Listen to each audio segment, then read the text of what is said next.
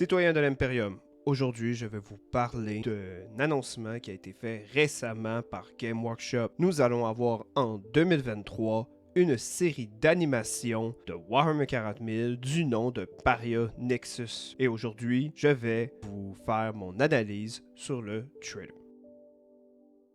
Dès le départ, on nous introduit sur les prières Sister of Battle à l'Empereur qui se passe soit dans une cathédrale ou bien dans une église. Cette scène est intéressante car elle indique que la série va se focaliser un petit peu sur le côté religieux de l'Imperium. La scène qui a suivi après est celle qui m'intéresse le plus, car elle indique que les Necrons font des expérimentations dessus, et une autre scène dans le trailer le confirme avec l'annoncement de Seras, désolé si je le dis pas correctement, est un mercenaire Cryptek Technomancer des Necrons. Il est quelqu'un qui se focalise sur ses expérimentations. J'ai très hâte de voir de ce que cela va donner dans la série. Parlons maintenant de deux scènes qui sont un peu reliées dans le sens que nous avons la confirmation qu'il y a deux chapitres de Space Marine dans la série. La première étant les Ultramarines, celle que nous connaissons tous, que nous avons vu maintes reprises et que j'espère qu'un jour nous arrêterons de les voir constamment. Si nous regardons bien la scène, nous pouvons aussi confirmer que c'est le chapitre Salamander, le deuxième chapitre de Space Marine que nous aurons. Nous pouvons le confirmer grâce symbole de flamme sur l'épaule droite du Space Marine. Ce symbole est sur tous les Space Marines du chapitre et j'espère qu'ils auront une certaine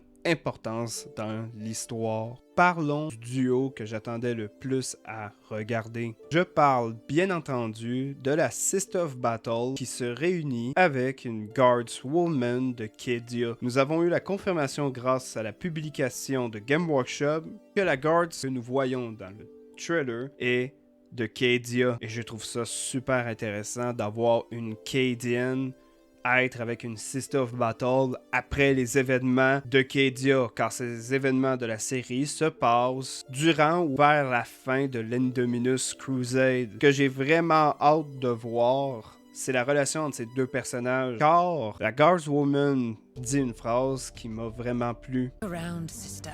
Where has your faith led you? It is better to die for the Emperor Than live for yourself. All across the Imperium, tens of millions of lives are lost every second. It matters. Life matters, sister. Ce que j'aime bien, c'est que ça sera une confrontation non seulement de croyances, mais aussi de mentalité. Quelque chose que dans Warhammer 40 000, ils n'ont pas forcément toujours fait.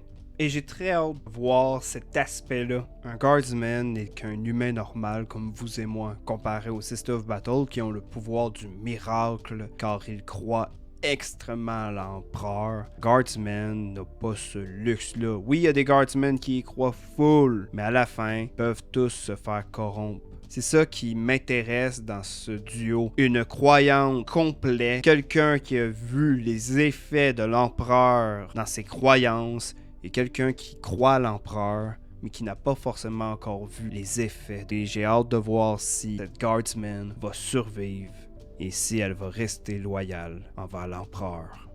C'est tout ce que j'ai pu analyser sur le trailer pour l'instant. Avant que la vidéo se termine, citoyens, j'ai deux questions pour vous. Qu'avez-vous pensé de la bande-annonce et quel sujet voudriez-vous que j'aborde dans une future vidéo? J'ai vraiment hâte de pouvoir lire vos commentaires sur le sujet que nous avons abordé aujourd'hui. Et c'est ainsi que cette vidéo s'achève. Partagez, laissez un commentaire et nous reverrons très prochainement dans le prochain épisode du Maître des Archives. Et souvenez-vous toujours, nous servons tous l'Imperium. Et un jour, nous devrons tous se sacrifier pour lui.